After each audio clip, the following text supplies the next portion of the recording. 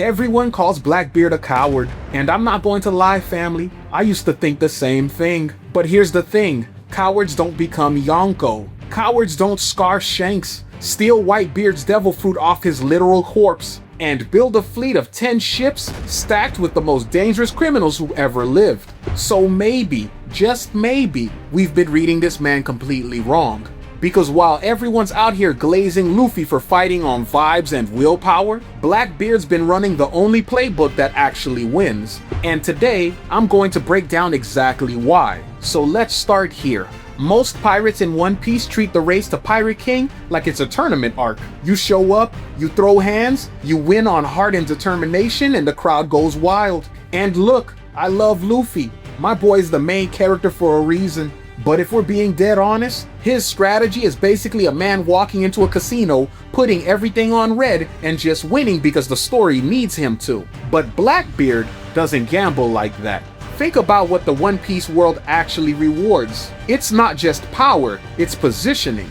It's territory, information, political leverage, and resources. And every single top pirate except one has been so focused on raw strength that they completely ignored the game happening around them. Kid?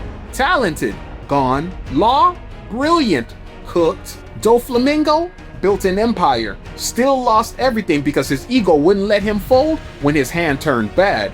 These guys had all the talent, they just didn't have the patience. Blackbeard's main rule from day one has been simple.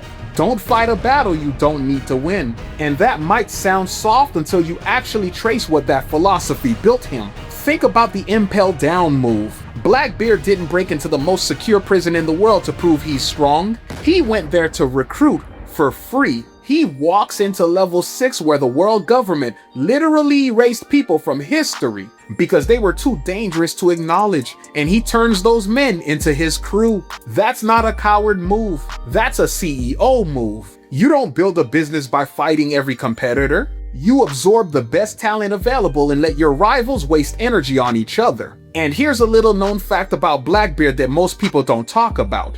Before he even formed his crew, he spent over 20 years with the Whitebeard Pirates, specifically hunting for the Yami Yami no Mi. 20 years, family. He was patient enough to sit in that crew, stay under the radar, and wait. Shanks himself said Blackbeard is extremely patient and careful, choosing to stay in the shadows until the exact right moment. That's discipline that most people can't even imagine. Now I know what some of you are thinking. Oh, he's messy, he's reckless, he almost got killed by Marjorie's poison. And yeah, that's true. My boy does get a little careless sometimes. Whitebeard even called it one of his biggest weaknesses. But even when his plans get complicated, Blackbeard adapts. He said it himself during the Impel Down raid. Things didn't go exactly as expected, but he was willing to take the surprise in stride. That flexibility is part of what makes him dangerous. He's not locked into one path. So while everyone else is playing an honor-based tournament, Blackbeard is running a strategy game. And the open loop I need you to hold on to right now is this. His most dangerous move wasn't Impel Down. And it wasn't killing Whitebeard. It's still coming. But first, let's talk about the cheat code nobody else even knew existed. Okay, here's something every top pirate in One Piece has in common. One devil fruit, one power, one identity built around that ability. Kaido had his dragon, Big Mom had her soul fruit, even Luffy's whole brand is rubber. And that's fine, but it also means that every single one of them hit a ceiling and never thought to look past it. But Blackbeard figured out he could hold two. And the most important part? He didn't tell anyone. He didn't flex it early. He kept it completely secret until the exact moment he could use it to permanently change the balance of power. That's the move of someone who genuinely understands how information works as a weapon. Now the biggest question about Blackbeard is why can he hold two devil fruits without dying? And the honest answer is that even the manga hasn't fully explained it yet.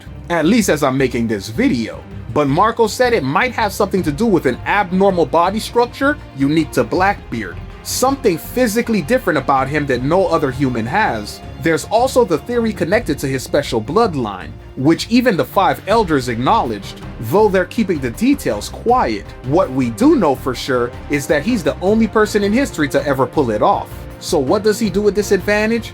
He doesn't rush it. He waits for Whitebeard to get destroyed at Marine Ford, a war that Blackbeard manipulated into happening in the first place. And then he walks into the aftermath and rips the Gura Gura no Mi, the strongest paramecia type fruit in existence, straight off of Whitebeard's corpse. It's like watching two people fight in the streets and then robbing both of them when they're too tired to stop you.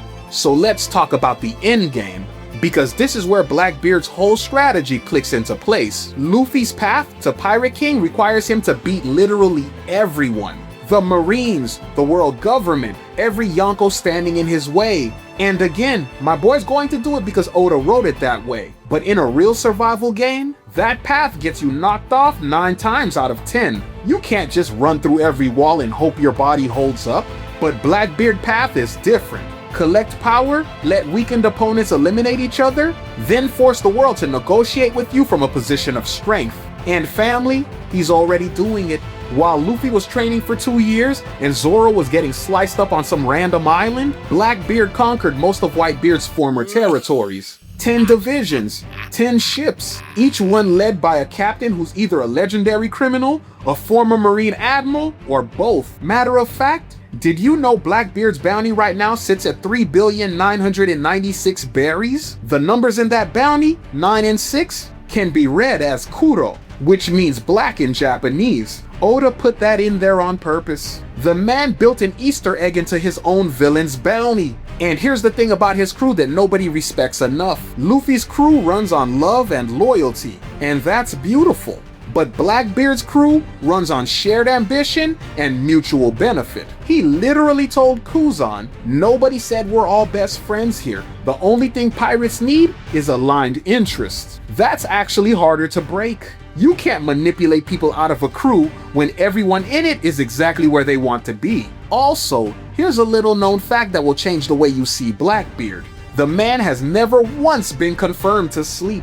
Not even once. Buggy mentioned it. The idea is that Blackbeard might literally never sleep, which connects to the theory about his unique body and why he can hold 2 devil fruits. You're telling me the guy who never sleeps, the guy who spent 20 years hunting 1 fruit and built a Yonko empire in under 2 years is a lucky coward? I don't think so. His name is Marshall D. Teach, and that D matters. He carries the will of the D, just like Roger, just like Luffy, just like Law. And Whitebeard said on his deathbed that Blackbeard is not the man Rogers was waiting for. But notice, he didn't say Blackbeard wouldn't make it to the top. He said he wasn't the chosen one. Those are 2 very different things. The reason we call Blackbeard a coward is because we've been trained to root for the guy who fights fair. But fair doesn't always win. Smart does. And in a real game with real stakes, Blackbeard is the only one who actually read the rulebook. Blackbeard isn't the villain of One Piece. He's the only one who understands the rules. But drop your take in the comments section. And when you're done doing that, click on one of these videos that just popped up. And I will see you on the next one.